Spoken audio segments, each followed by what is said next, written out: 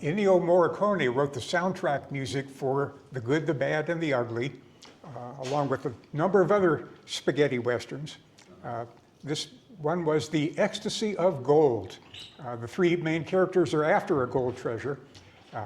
Well, you have to see the movie to see how that ends. This is New Mexico. I filmed this in December. We were out there for Christmas. But when this campaign took place, it was February and March in New Mexico. There would still be some snow on the ground, especially up in the higher elevations. But let's go back to the Civil War. This is, again, perhaps the least known and most remote part of the Civil War. The South was eager to not just keep slavery alive in their own territory, but to expand it, extend it. This campaign was hopefully going to go as far as Los Angeles and San Francisco and Denver. I'm giving away the ending. They did not make it there. The National Geographic map covers this area with interesting notes telling the main points of the story. On this map for the entire war, the blue notes are the first half of the Civil War, the red notes the second. So you can see that most of the events out here, well, and all of them in New Mexico were in, well, the beginning years of the war. There's the more detailed look at it. If you want to read a good historical novel, otherwise known as a Western, perhaps, P.G. Nagel wrote Glorieta Pass, covering the events that we're looking at here. It's quite good, quite accurate, quite interesting. A couple of the characters are fictitious. A lot of them are the genuine people who were doing things to each other at this time. She also wrote sequels covering, well, the same characters who survived Volume 1 and then Volume 2 on through the rest of the Civil War in Texas. So recommended readings there. Here's a point that we can take a look at. Why did these people fight each other? What were their motivations? Both sides relied heavily on volunteers. The draft came in later than the period we're looking at here. But in Victorian times, these emotions, these feelings, these attitudes would lead people to join up. Patriotism, of course, was pretty intense in both its northern and southern versions. Each side had people who believed in the righteousness of their cause, but perhaps the most important one of all was community-based regimental companies. You and your buddies from a certain town or county would be in the same regiment. You would not want to let them down, and there was intense peer pressure. Victorian cultural values, honor, courage, and manhood, no cowardice, and then devout religious beliefs in this era. For the South, you could add a few more points. One is simple dislike or hatred of the North, very strong defense of the homeland. What are you fighting for? I'm fighting because you're down here, people might say. But another Southern factor, very strong motivation, the belief in white racial supremacy. They were fighting for liberty as well as slavery, and they never had a problem using those two words in the same sentence, applying to different groups. Herrenvolk is the German word, the equality of all who belong to the master race. That song, I'm proud to be an American, where at least I know I'm free. The Southerners could be, and this included all those Southerners who did not own slaves. I'm proud to be a Southerner, where at least I know I'm white. The New Mexicans played a big role out here. The Hispanic population, they'd been brought into the Union 12 years before. Most of them did not have strong views about the struggle. They did hate or dislike Texans. They had economic links to the East, both to the North and the slave states. A few of them sympathized with the South. Southern type slavery out here was conspicuous by its absence, but there was other types of slavery that were practiced by the native Indian tribes as the Hispanics and all the others. Some of the New Mexico volunteers were quite good, others not so much. But this is the area we're looking at here. And of course, the Rio Grande Valley, channels the main armies to its life-sustaining water supply. Crucial, of course, for anything being done out in the Southwest. The Union commander, Colonel Edward Canby, promoted to general, competent, rational, sensible, played a role in the activities out in the West. He even fought one battle the day after Appomattox, the day after Lee surrendered, down around Mobile Bay. But a competent man, even though he lost the battle to Sibley's army. Henry Sibley, the Confederate commander, arguably the worst general in the Southern armies during the Civil War. Well, I shouldn't have given away the ending like that. But this is the area where they advanced. We looked at the Battle of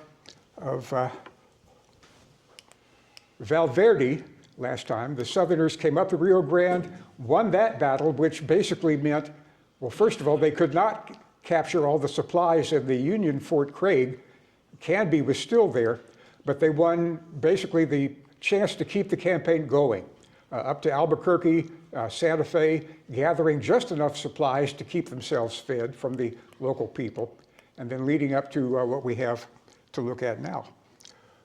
Volunteers from other parts of the Union were coming down, above all, 2,000 men from Colorado.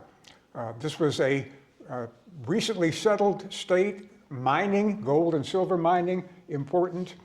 The miners who formed this regiment, who volunteered for this campaign, were very tough men.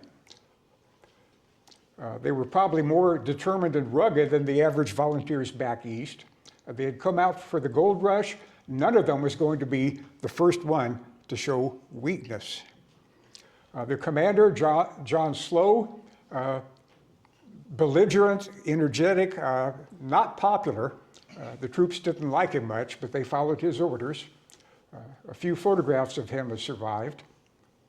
And his subordinate, better known, Major John Chivington, very belligerent, charismatic. He's notorious for what happened a couple of years after this campaign, the Sand Creek Massacre of innocent Native American men, women, and children. But that came later. But we'll see him in action there. Today in Denver, you can look at the battle-scarred flag that these troops carried with them on this campaign. They did have to march on foot along the Santa Fe Trail. And those of you who took the class on that will remember that the Raton Pass is the way to get into New Mexico. Coming through there, 375 miles from Denver, was rugged, rough, but again, none of these men was going to be the first to drop out. At Albuquerque, the Confederates had occupied it, as we'll see in just a moment. And the church, of course, is still there today. The Pigeons Ranch will play a role in the battle here. It's on the Santa Fe Trail. The Battle of Glorieta Pass, the crucial conflict, was fought right on the trail itself. And now let's go back and take a look at the aftermath of Valverde, the background to Glorieta Pass. Remember, these were filmed in 1997 with a camcorder that was the quality you would get at that time. Since then, I've had 3 others, each one half the size and twice the quality of the one before. So pretend that you're watching a 1940s newsreel. Santa Fe, the 250-year-old capital of New Mexico, lies in that direction in those mountains, about 30 miles from where we're filming right now. And on March 13, 1862, Major Charles Pyron, commanding that advance party of about 200 men, occupied that capital for the Confederacy. Charles Pyron seems to have been a very reliable and well-trusted young officer. He was from Alabama. He had moved out to Texas some years before the war and had become a prosperous farmer and rancher. He had led the advance party onto the battlefield of Valverde. He had led the advance party to occupy Santa Fe. And as we shall see later on, he also led the initial contingent to move up into Glorieta Pass for the move towards Fort Union. So clearly his superiors thought a great deal of his initiative and his leadership.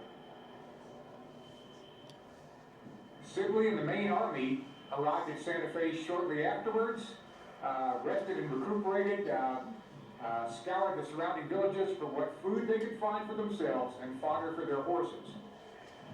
Still, Fort Union, 85 miles farther on the Santa Fe Trail, had to be the main objective of the campaign from here on out. About a week and a half after occupying Santa Fe, again, Major Pyron was sent off in that direction to probe the Glorieta Pass, the main barrier between Santa Fe and Fort Union, and to pave the way for the follow-up force. Sibley himself stayed behind at Santa Fe, supposedly concerning himself with administrative and logistic matters. Maybe so. Or maybe he was simply enjoying the alcoholic beverages in the town. Colonel Tom Green, his second in command, also remained in Santa Fe. The force that would be following behind Major Pyron would be led by Lieutenant Colonel William Scurry, Dirty Shirt Scurry, made up of the 4th Texas Mounted Volunteers, Scurry's own unit, and about half of the 7th Texas. Those would be the troops that would be fighting in Glorieta Pass, and we'll see later on what happened to them. What kind of forces awaited them in and beyond the pass at Fort Union? We shall see very shortly.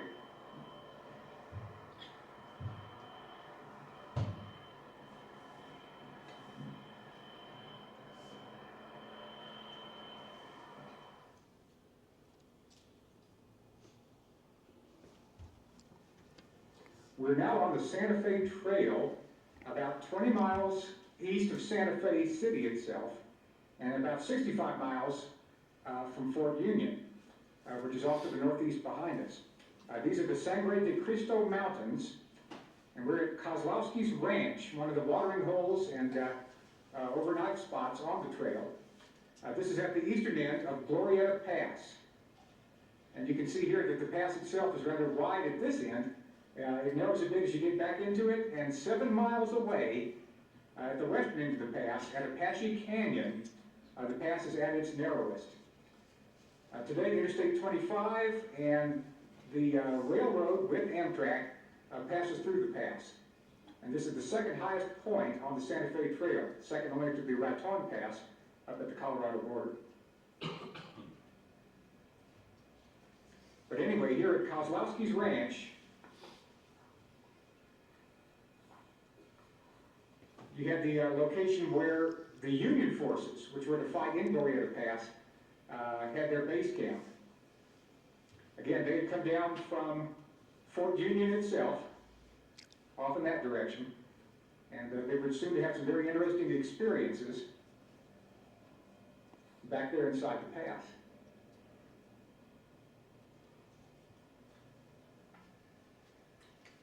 The commander of Fort Union was Colonel Gabriel Paul. He was Canby's second in command of the New Mexico Territory, and Canby had left him clear instructions to not risk anything. Fort Union was the last U.S. stronghold in New Mexico. It was the last center of supplies and ammunition and everything else that was needed. It was the vital link with the rest of the country. On the Santa Fe Trail running up to Missouri, or on the route coming down through the Raton Pass, joining the Santa Fe Trail from Colorado territory. Any reinforcements, any hope of greater military strength would have to come from that direction. Colonel Paul at Fort Union planned to take no risks. But in early March, he was suddenly reinforced by the first sizable detachment to get to New Mexico from the rest of the country. And this was to be the 1st Colorado Volunteer Regiment, which had just undergone a stupendous and very energetic march down from the Denver area. 950 men made up mainly of would-be gold and silver miners who had just joined up to defend this territory from any possible threat, either from the Indians or the Confederates. None of these men were native-born Coloradoans. There was no such thing in those days. Most of them would have come out to Colorado in 59 or 60 for the gold rush at that time. But in any case, they were pretty tough mountaineers and had joined up ready for a fight with the rebels. The commander was Colonel John Slough, S-L-O-U-G-H. Pronunciation of this name is still debated, both in Colorado and in New Mexico. Colonel Slough was a very rough, vigorous, belligerent person. He took no nonsense from anybody. Maybe it took that kind of a personality to keep this 950-man band of roughnecks under control. But anyway, when he got to Fort Union, it appeared that his commission predated that of Colonel Paul. So he immediately assumed command of all the Union regular Army troops at that spot, along with his own Coloradoans. Colonel Paul was rather mortified, but there was nothing he could do about it. He was to be left behind at Fort Union guarding the vital supply base. Colonel Paul's chance for glory would come a year later.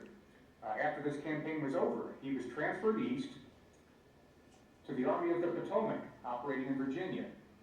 And there at Gettysburg, on July 1st, he was wounded in battle, blinded, losing both eyes, and lived to a ripe old age afterwards. Again, he had his chance for glory at that location. But he would not fight here at Glorieta Pass. Colonel Canby's orders to whoever was in charge of Fort Union was simply to protect Fort Union and harass the enemy. Well, Colonel Slough chose to interpret those orders in his own way. If he was to harass the enemy, he would do so with his entire force, 1,342 men, 916 of them Coloradans, 241 U.S. Army regulars from the 5th Infantry and some cavalry detachments, and 8 guns and 2 artillery batteries. He would harass with that size of a force. Anyway, he left Fort Union on March 22nd, headed down here to Kozlowski's ranch. Slough's Coloradoans had reached Fort Union on March 11th after a really remarkable hike down from Denver through blizzards and snowstorms, sometimes covering 40 miles a day in forced marches over the Raton Pass, down the Santa Fe Trail, towards, again, Fort Union. They needed about a week and a half to recuperate, rearm themselves, and get ready for this next stage of the campaign. And as I said, on March 22nd, his column of 1,300 men set out. He had sent out 418 of those men ahead of the rest as an advance party under his most trusted and energetic subordinate, Lieutenant Colonel John Chivington. Chivington was a rather remarkable person. Again, belligerent, forceful, ruthless. He was a Methodist minister. Born back east, lived for a while in Illinois, moved out to Colorado Territory with the miners, and he was known for his booming voice, his domineering personality. He was offered the chance of being the chaplain for this unit, but turned that down immediately. He would rather have a combat command. And indeed, he proved that he was a very effective fighting man. 2 years after this campaign, his reputation would be destroyed because of the infamous Sand Creek Massacre, where Chivington showed his skill at slaughtering Comanche Indian women, children, babies, and old men. But in 1862, that was still in the future. Chivington's orders as the lead element of the Union column was to move on through Glorieta Pass, doing a reconnaissance of exactly who was there, and if possible, press on another 20 miles to Santa Fe itself and try to capture that town and drive out the Confederate presence from there. If he could not do it, at least he could do a reconnaissance in force through the pass itself. On the 25th and 26th of March, he passed through this point, Kozlowski Station, and on into Glorieta Pass. Back in there another few miles, he would have his first taste of combat.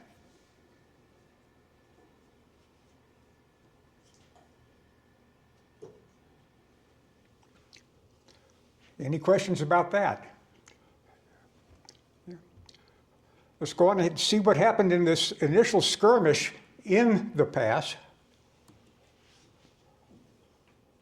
7 miles to the west, at the western entrance to Glorieta Pass. This is the narrow part. This is Apache Canyon, as it's called.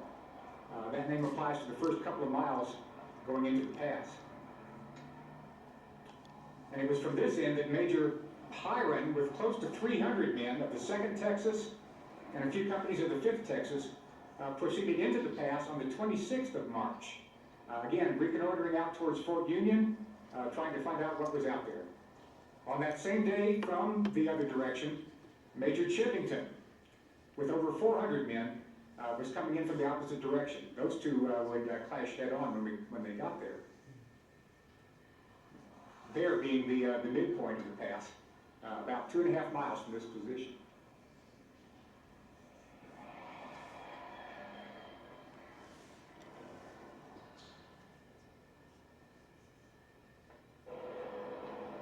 This clash on March 26th was known as the Skirmish or Battle of Apache Canyon, and it did not go well for the Confederates. This was the first time in the campaign that the Texans lost an open field battle. Chivington's men got up a bit earlier, moved a bit quicker than Byron's did, as they advanced towards each other in the pass. Byron had sent out an advance party of about 30 men, and they were taken by surprise and captured entire by Chivington's men. So this meant that Byron would have no advance warning from those scouts that he had sent out. He'd been taken by surprise about 2 miles back in the pass from here. It's private property today, but anyway, it's in that direction. In spite of the suddenness of the approach of Chivington's men, Byron was able to respond pretty quickly. He put his 2 small cannon into position in the middle of this narrow pass, deployed his men on both wings. Chivington, of course, did the same. It helped to have an advantage of numbers of about 100 men. Chivington's Colorado mountaineers were able to climb up the slopes on both sides of the canyon. Back at the battle site, it was a bit wider than it is here, but still pretty precipitous. In any case, what he wanted was for those men to go up and around and outflank his enemy, threaten them with a little bit of encirclement from both sides. He had with him 2 companies of horsemen, mounted cavalry, one of Colorado troops, one of U.S. Army regulars. And his idea was that when Byron's men were threatened with encirclement, when they limbered up their 2 cannon and got ready to retreat, then the cavalry would charge. That didn't quite work at that first location. The cavalry didn't get the word at the right time. They failed to make that charge. Byron was able to limber up his guns, withdraw his troops almost a mile closer to this position, and then make another stand. All this was about 2 o'clock in the afternoon on the 26th of March.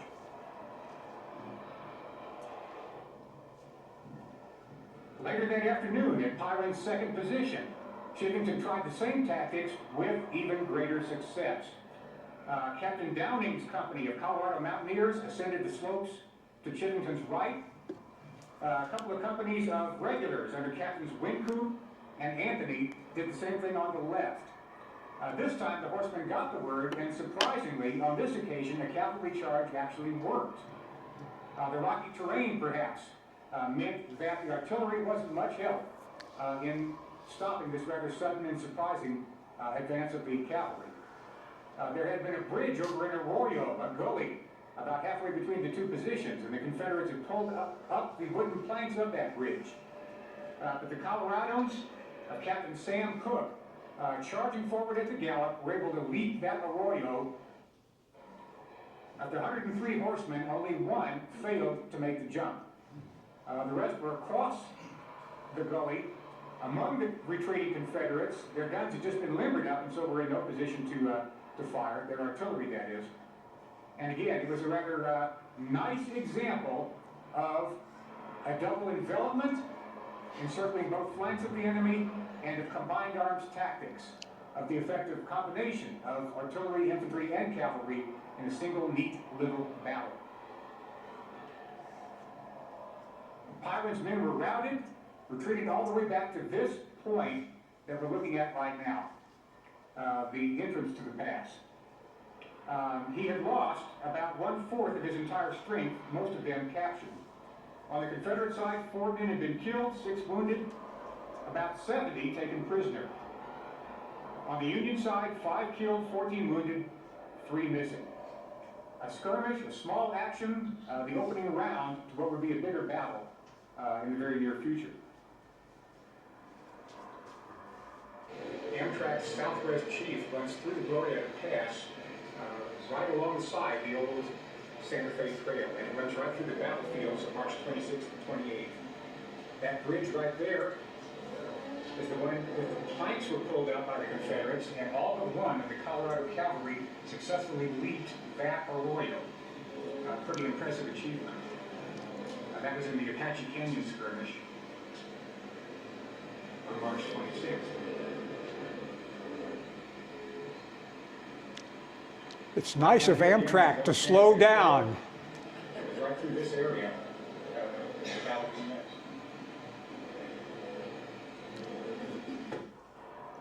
Byron was now back here at Johnson's Ranch.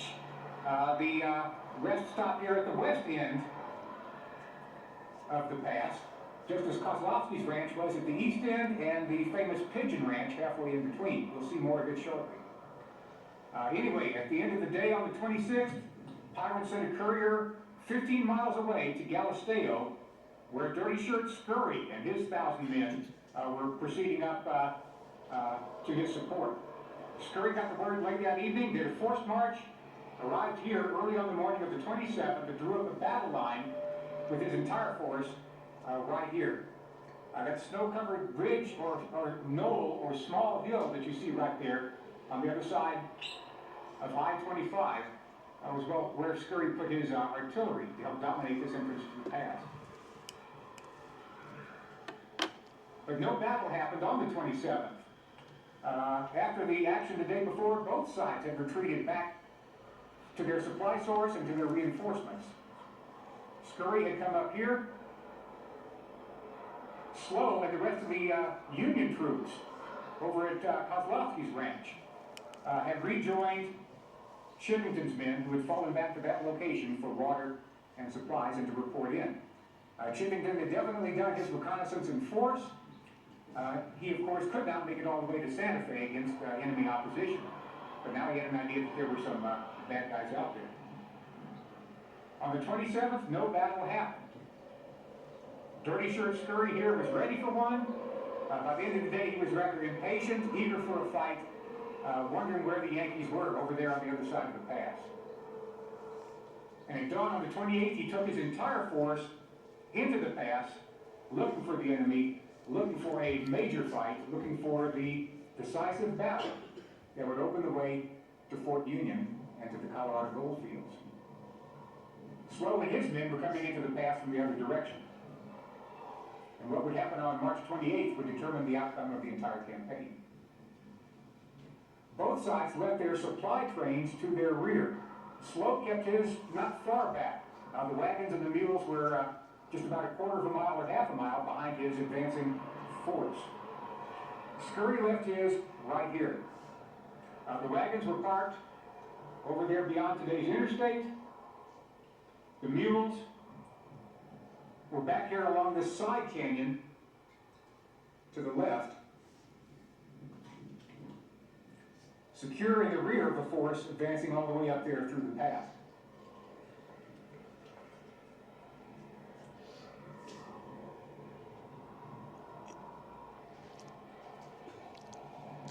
I'm lingering on that ridge top for a reason, as you will see soon.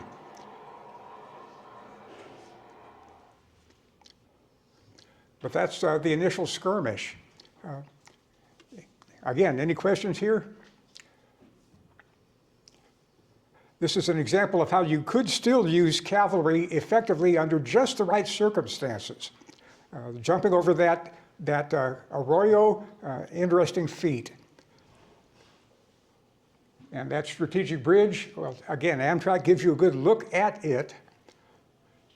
The battle itself, the decisive one, well, here we go. This will be 13 minutes. It's a comfortable time fit for our remaining half hour.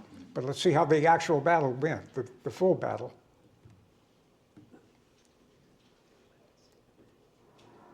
Now we're about at the midpoint of the pass, Glorieta Pass. That adobe building down there is all that's left of the Pigeon Ranch Got that name from its owner, Alexander Vallet, an immigrant Frenchman, whose style of dancing the fandango, bobbing up and down, reminded people of a pigeon stride. Anyway, this is the third of the 3 ranches which provided rest stops on the Santa Fe Trail. We're up here right now on what would soon become known as Sharpshooter's Ridge, for reasons that will become obvious. It looks a little bit like Devil's Den at Gettysburg, and had some of the same kind of intense combat take place here. Across the Santa Fe Trail, today's Highway 60, on that darker mass of ground there, is Artillery Hill, named that after the battle for reasons which will soon become obvious. Here we're looking east toward Kozlowski's ranch and the eastern entrance to Glorieta Pass. And on the morning of the 28th of March, Colonel Slow and 2/3 of his force came up to this point looking for his Texas opponents, looking for a fight. He only brought about 850 men, 2/3 of his force, up the pass. The other 450 men, under Major Chivington, was given a special mission. Slow had some pretty ambitious ideas of totally crushing his opponents. What he did was to send Chivington up into those mountains, into those hills, from Kozlowski's ranch. Chivington was to circle through those hills and get behind the Texan position over there, and then attack them from the rear. As soon as he heard the gunfire, Slow, with his force, would be able to launch an attack from this side, catch the Texans in the pincher, destroy them utterly. On a small scale, this was the same sort of thing that Robert E. Lee and Stonewall Jackson did successfully at Chancellorsville in 1863. Could that be done with a much smaller force of rough, tough, but militarily unskilled Coloradans crossing behind these mountains? We'll see in a little bit. But anyway, by about 10 o'clock in the morning, Slow and his little army had arrived here at the Pigeons Ranch. He sent scouts out to the west, and they soon reported that the Texans, under Dirty Shirt Scurry, were headed this way, and were about 3/4 of a mile in that direction. Slow marched his force forward to meet them, taking a position on that hill that you see to your immediate front there, about 3/4 of a mile from here. No, a bit less, about half a mile from here. And then extending his line across the Santa Fe Trail toward the hill on the other side. That's where the opening round of the Battle of Glorieta Pass would take place. How did it go? Let's go there and find out.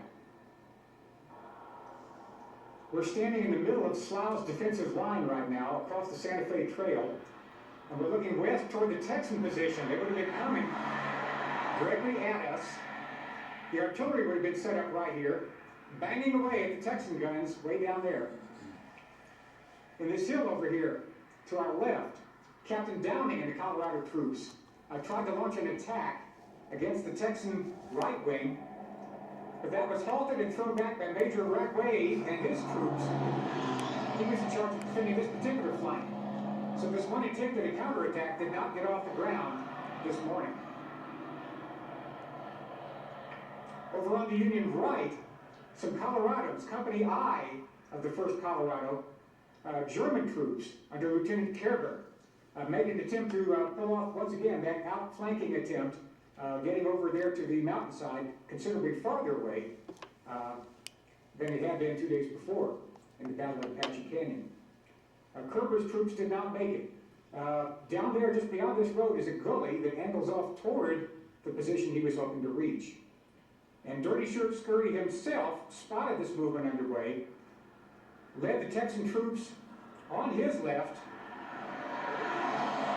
to intercept Company I of the Colorado Volunteers. There was some very ferocious hand-to-hand fighting down there in that gully.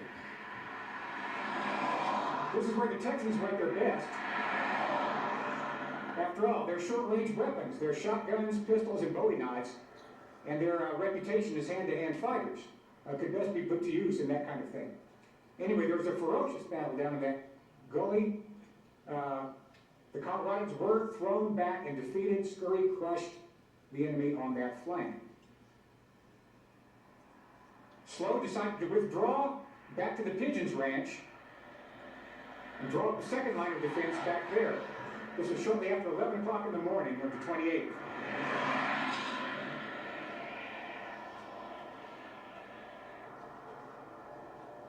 The Texans had to charge across this ground that we're now standing on to get at Slow's second position.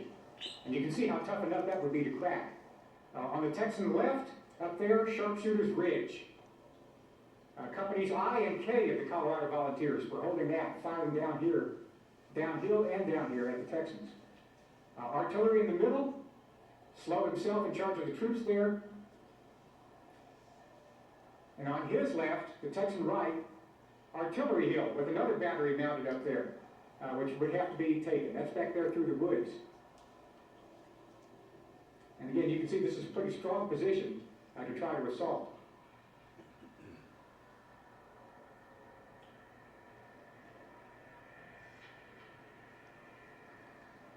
The Texans had an advantage in numbers. They had about 1,000 men on this battlefield. They left about 200 back to guard their wagons way back at Apache Canyon. That still meant they had an edge over Slow's 850. Plus, of course, the Texans had their legendary skill at close-in, hand-to-hand combat. And they would need it trying to assault Sharpshooter's Ridge.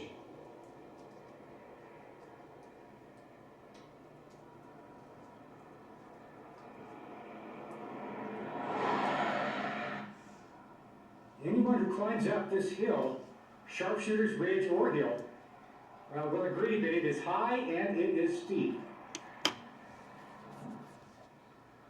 Slow's main line of defense was right down there across the Santa Fe Trail. His artillery under Ritter was right there in the middle.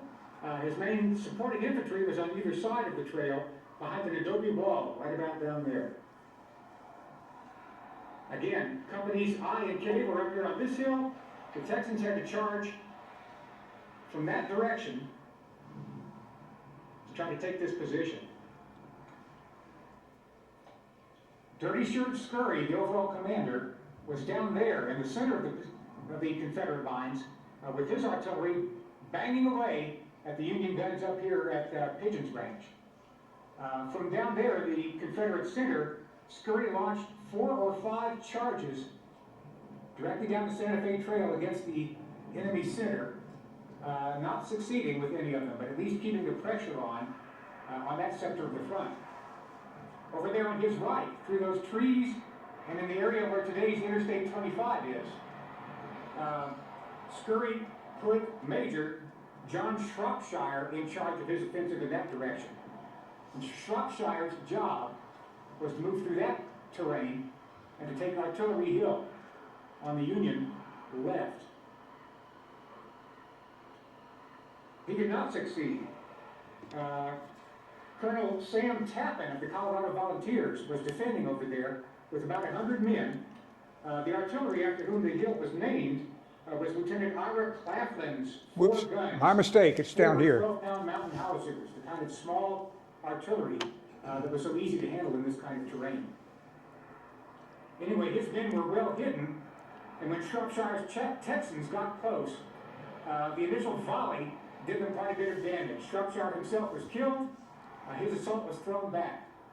So the Texan attack on that flank did not succeed. Tappan saved the day on that end of the line. Things were different over here on Sharpshooter's Hill. Here on the Texan left, the Union right, those 2 redoubtable warriors, Major Charles Pyron, once again taking the initiative, and Major Henry Radway, or Rajway, nobody's ever quite been able to understand how to pronounce his French name, led the assault up these rocks. Here again, this looks like Devil's Den in Gettysburg. Perhaps it looks a bit like the charge at Chattanooga, Missionary Ridge. But in any case, this was rough terrain to try to ascend and to engage in hand-to-hand combat. Here again, just as at those other two locations, though, it was not impossible terrain, and the attackers would be able to make it up this hill if they had enough guts. They did make it up the hill. The Union defenders would have been firing downhill from behind boulders like this one. But again, the Texans just kept on coming, and perhaps there's a psychological factor involved. Perhaps when you're up here in a position like this, it looks as if everybody down there on those slopes is coming up right at you. Whether or not that was the case, the Texans scrambled up the side of this hill, firing as they came, and again, engaged these defenders in hand-to-hand combat. Major Reckway was mortally wounded. Major Pyron, though, continued to lead the troops on up onto this ridge, driving the two Colorado companies back down the far slopes and capturing this astonishingly difficult position.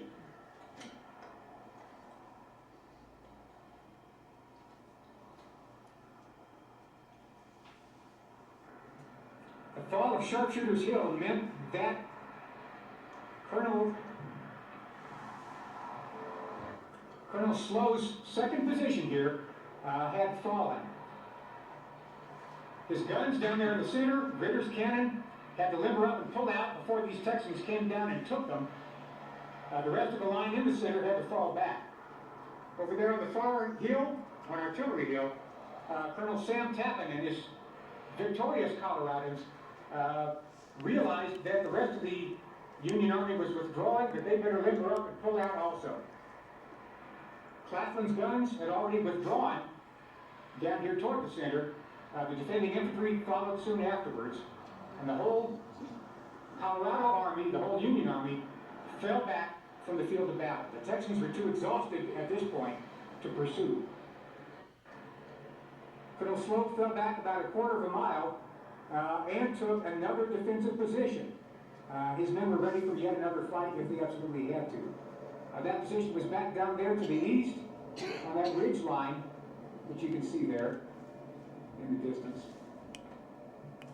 So here again, by 4:30 in the afternoon, having been driven off of two positions, he had fallen back, battered, beaten, but ready to continue the fight if he had to. The Texans did not pursue. Again, they were disorganized, plus, as we'll soon see, they had some other news to deal with at about that time in the afternoon.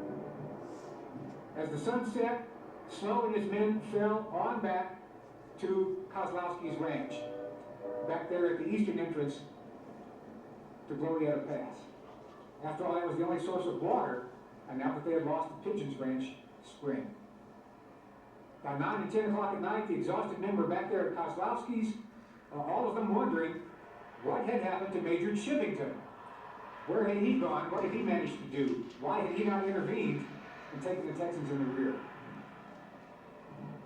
Shivington showed up with his men, stumbling down from the mountaintop about 10 o'clock that night. He had an interesting story to tell.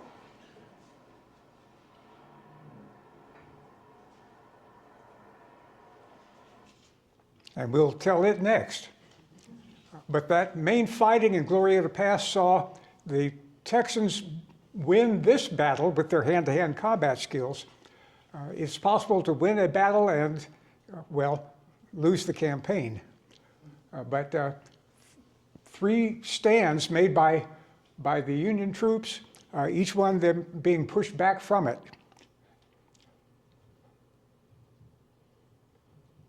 What had happened? This. The story that Major Chivington had to tell and the news that came to Dirty Shirt Scurry about 4:30 in the afternoon was the same. And it concerned what had happened back here at Johnson's Ranch at the western entrance to Glorieta Pass, back at Apache Canyon. Remember that the Confederates had left their supply train here. There were about 80 wagons parked right down there in this open area, right where the interstate is today. The mules and horses for that wagon train were back there in the side canyon, As you can see this near ridge here, this side of the church, and there's a side canyon that runs back into these hills between these two ridges. That's where the animals were being kept.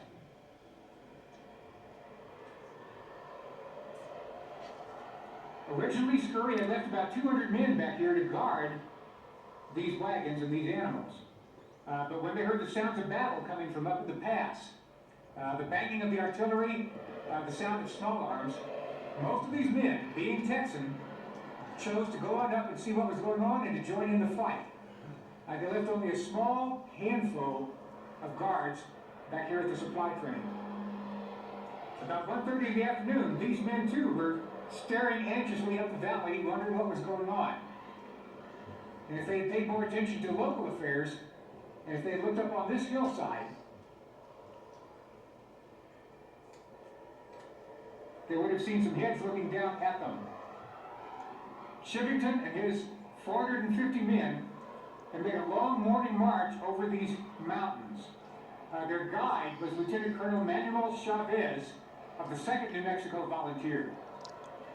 His uncle, Armijo, was the last Mexican governor of this province. And during the Mexican War, he had been with his uncle when they chose to make a stand right here at the same spot against the invading U.S. Army. At the last minute, Armijo and his Mexican troops chose not to fight, let the Yankees, as they all of them were, come on into Santa Fe unopposed. But anyway, this meant that Colonel Chavez was pretty familiar with the countryside, and he had done quite a good job in leading Chivington and his Coloradans up to this point.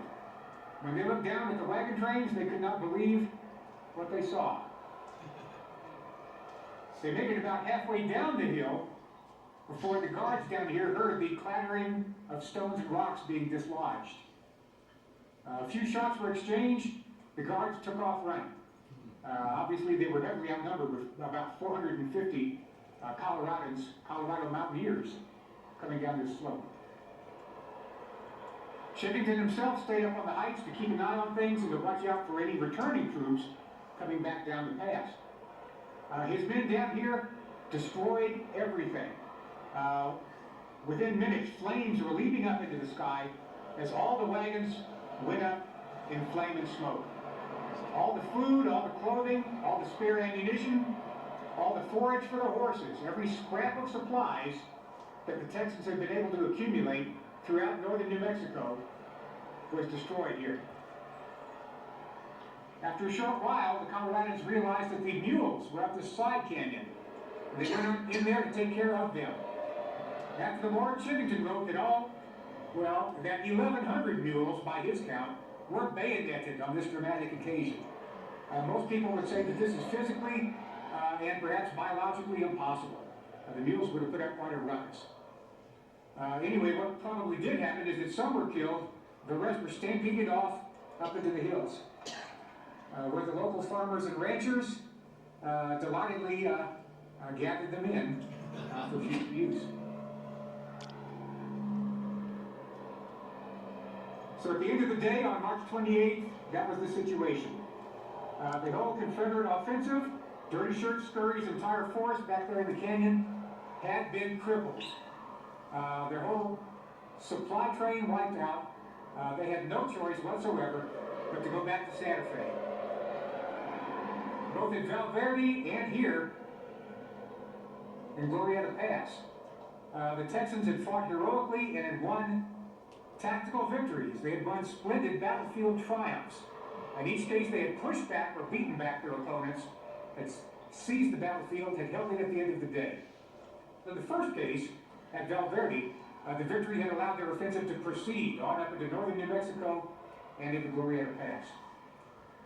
Here, though, because their logistics were totally crippled, it was all over. And no matter how valiant they had been on the slopes of Sharpshooter's Hill and elsewhere, they had no choice now but to go back. And back they went to Santa Fe, where General Sibley, sobering up to listen to the news, found out what had happened. Back to Albuquerque, ultimately back to Fort Bliss, and back to San Antonio, Texas. That was it for the Confederate invasion of New Mexico.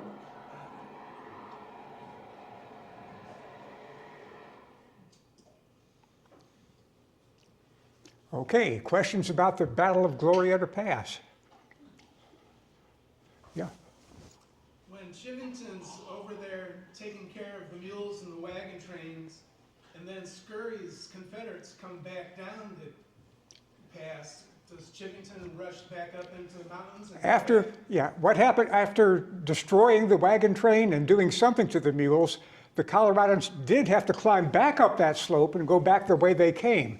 And so by the time Scurry's army came back there to look at this scene of devastation, there were no Coloradans remaining to be fought. They had done what they had to do. The destruction was, well, crucial. What happened to the mules is an interesting point, but Scurry's and Sibley's forces lost them as well.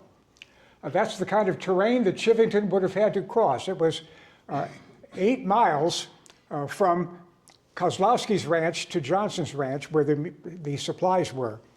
They had to climb that slope, pass through the semi-desert, and scramble down the other slope with Colonel Chavez saying, "You are right on top of them, Major."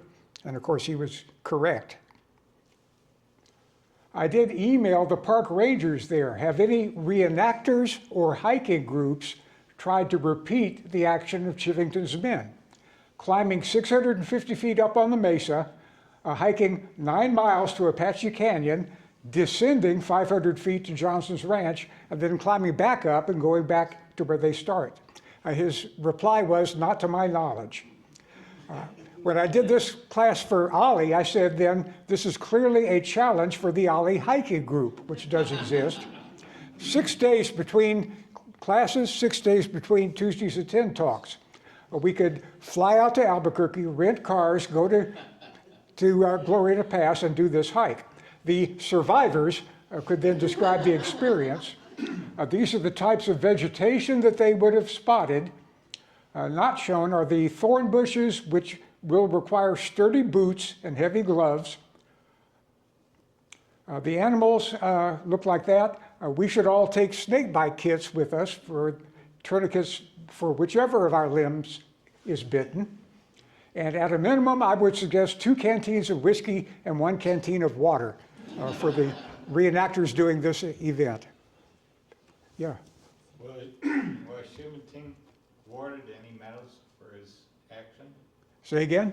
Was Chivington awarded any medals for his action? He was given no medals that I know of. The Congressional Medal of Honor did not go his way. That was just being initiated during the war. Each of these men wrote after-action reports, and you can find those in that official records. Chivington described his own accomplishments pretty correctly and said all capital letters deserve credit, all of his subordinates. So this is definitely his contribution to the Union victory. Principles of war, there were 9 of them on that official U.S. Army list. Every military operation should have a clearly defined, decisive, attainable objective. Would this be, applicable to both sides in this? As we now know, Scurry's forces could not and did not attain their objective of beating and driving back the Union and going on to Fort Union. But he couldn't have known that ahead of time. For the Union troops, clearly they could and did do what they did, pretty energetic actions. To win a significant action, offensive rather than defensive, seize the initiative. Both sides tried to do that in their different ways. Mass, concentrate power at the decisive place and time. Minimum power to secondary efforts, and then use maneuver to balance those 2 things against each other. The Union forces, I think, accomplished these 3 things interacting with each other pretty well. Security, whoops, for the Texans. Surprise, whoops, for the Texans. In that case, I think these principles show pretty clearly how to do them right. and clear, uncomplicated plans, clear, concise orders.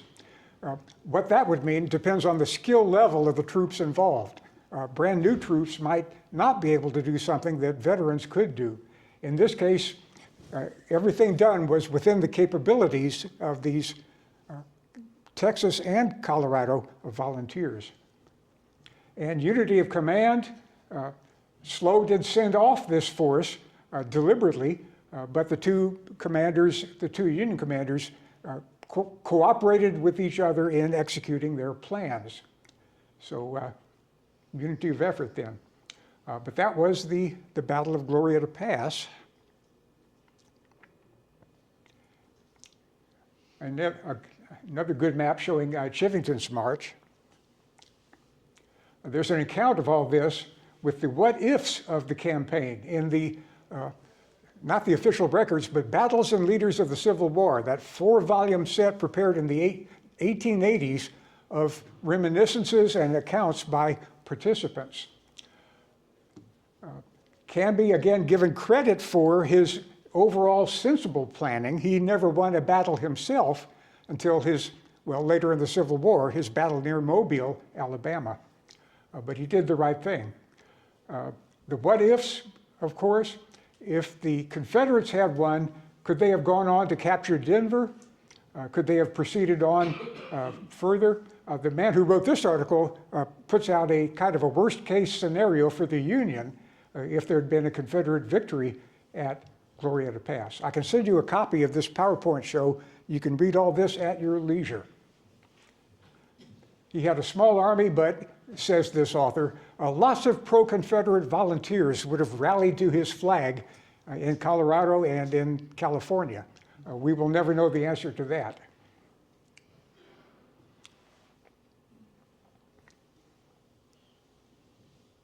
But that was the campaign.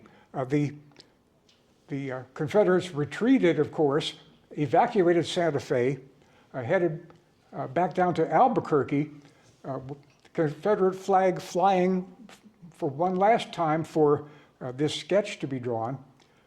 Cannons, rather than carry them back with not enough horses to go around, the Confederate cannons were buried in the plaza here, discovered later on, and brought back to use, or not back to use, but to put on display in Denver museums.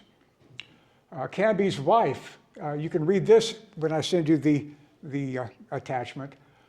She was nicknamed the Angel of Santa Fe. She organized medical care for Confederates as well later as Union troops.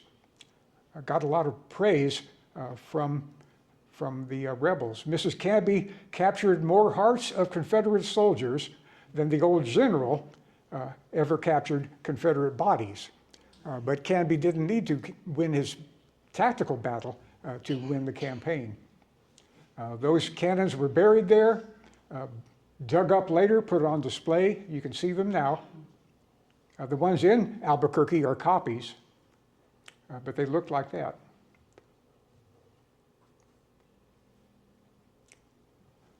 Paterculus, that Confederate soldier with the skill of keeping a diary and drawing good pictures, showed the Confederates retreating down the Rio Grande, all the way back, of course, to ultimately Fort Bliss and El Paso, and then back to their homes. That was the end of any Confederate attempt to capture New Mexico and go on west. There were more Union volunteers coming, too late for this campaign, but Colonel Carleton with his California volunteers garrisoned, occupied New Mexico, and made sure that no Confederates could ever come that way again. After this campaign, he would be the crucial person for the Union cause in the Southwest. That excellent book on the Union, the Confederacy, and the Native American tribes, the Navajo and the Comanches, does a very good job of describing all of his activities. There had been a very small skirmish in what we call Arizona, a small detachment of Texan troops sent out there just to see when these Californians might be showing up. The Battle of Picacho Pass is, well, dignified by that name, Arizona's only Civil War battle, if you want to call it a battle. The Confederates did okay in that one, but it meant nothing. They had to, of course, return to their main army and then find out that the main army had gone back to Texas. Later on in the war, this famous development took place. Kit Carson and others tried to change Navajo culture, relocating them from their sacred homeland to a very poorly planned reservation site.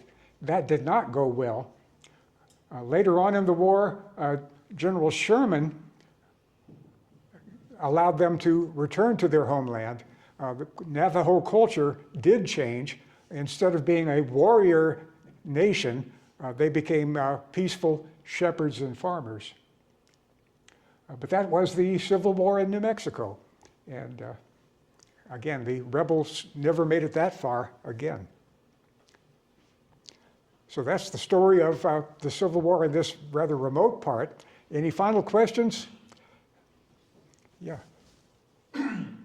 What other battles did the Texans fight in during the war?